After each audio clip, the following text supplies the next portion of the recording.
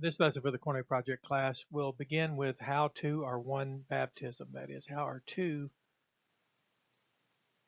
water and spirit, one baptism. And this is an answer from an article by Dr. W.A. Dillard, first and foremost. And then we'll look at other passages about being baptized into Christ Jesus and see what we can learn.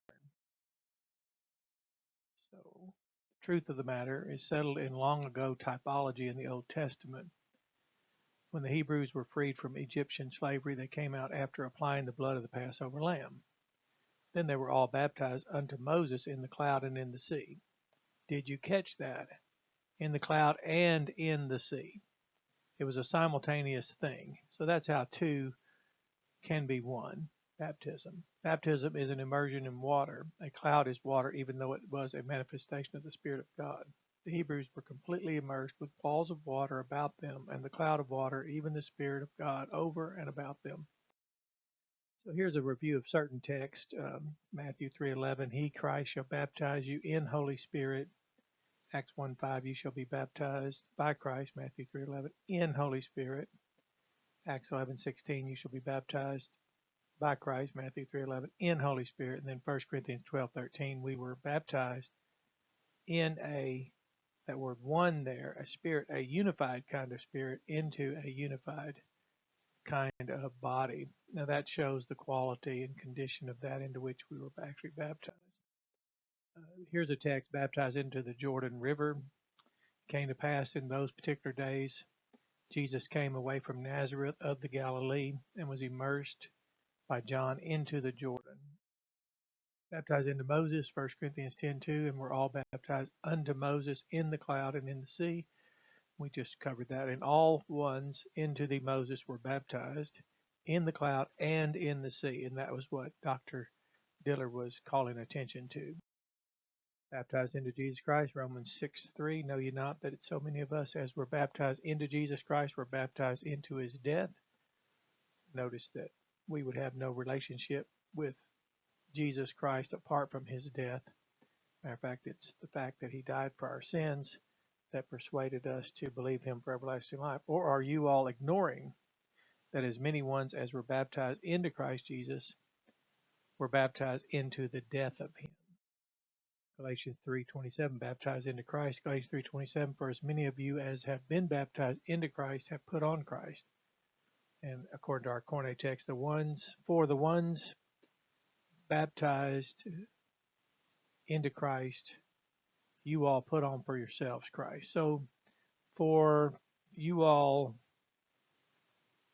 for the ones who put on Christ for yourselves, you were baptized into Christ.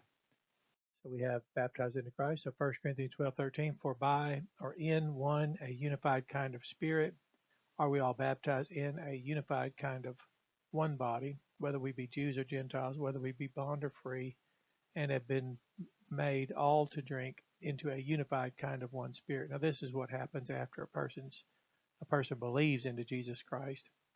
And this refers to the kind of body, for example, a congregation. So to baptize into, therefore, signifies that the one baptized is incorporated into a unified relation with the already existing person, Christ Jesus, as well as with his unified kind of body.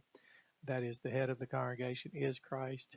The congregation is his body. Those two are not able to be separated. And there, speaking of the congregation, Romans 6:3, 1 Corinthians 10:2, Galatians 3:27, wherefore an incorporation into an already existing unified body, namely into the common union of those who have believed into Christ the person, and now have been baptized into Christ the congregation. You can also look at Ephesians 5:32. Paul said, I speak of Christ, that is the congregation.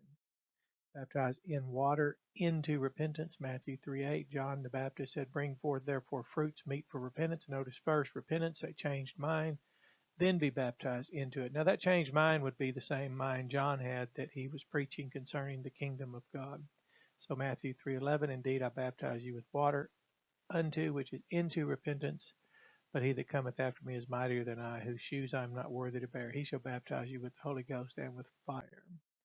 Matthew 3:11 in the Koine, I myself on the one hand, John the Baptist said, am baptizing you all in water into repentance.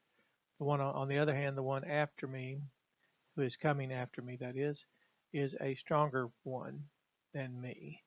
And I didn't complete that whole text, but here, believed into Jesus Christ prior to baptized into Jesus Christ. Galatians 2:16, even we ourselves believed into Jesus Christ. Now, if that hasn't been the case, if you haven't believed into Jesus Christ, if you haven't been persuaded by the gospel of the grace of God and the good news that Jesus Christ said everyone who's already believing into him is already having everlasting life, John 6:47, if you haven't noticed that the persuasion, that word faith, that we're persuaded to believe, and that persuasion is because he died for our sins according to the scriptures. He was buried and raised again on the third day according to our scripture, according to the scriptures. That's because of our justification and for our justification.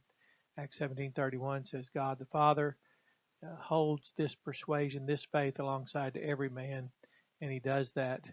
And he did that when he raised Jesus from the dead.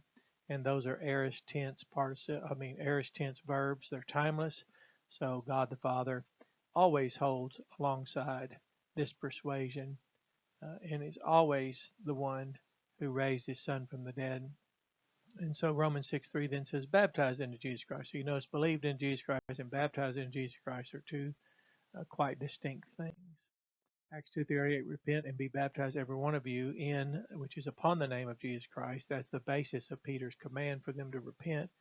4, which is into the remission of sins, and you shall receive the gift of the Holy Ghost. You remember the Holy Spirit had glorified that church. They were baptized in spirit on that day of Pentecost, and that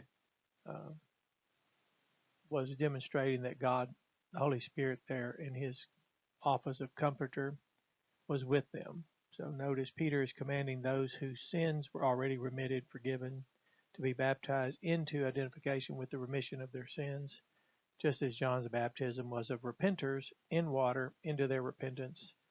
Literally John's mind in association with the kingdom. Now it's their change of mind that is now in relationship to John's in relationship to the kingdom. Baptism of the forgiven, those whose sins were already remitted, identified its subjects as the forgiven people, as those who had already been forgiven and needed only to change their mind about their associations. And I gave an example like that which many of them held with Phariseeism.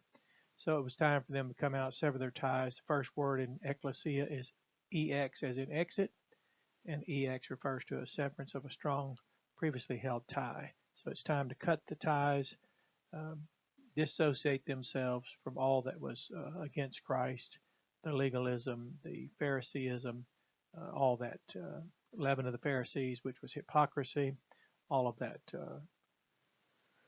all what we call traditions of men being taught as the commandments of God. So that's a good lesson. You can review it as often as you'd like, but this is enough. I'll include the article of more content by Dr. W.A. Dillard in the description. So have a blessed day.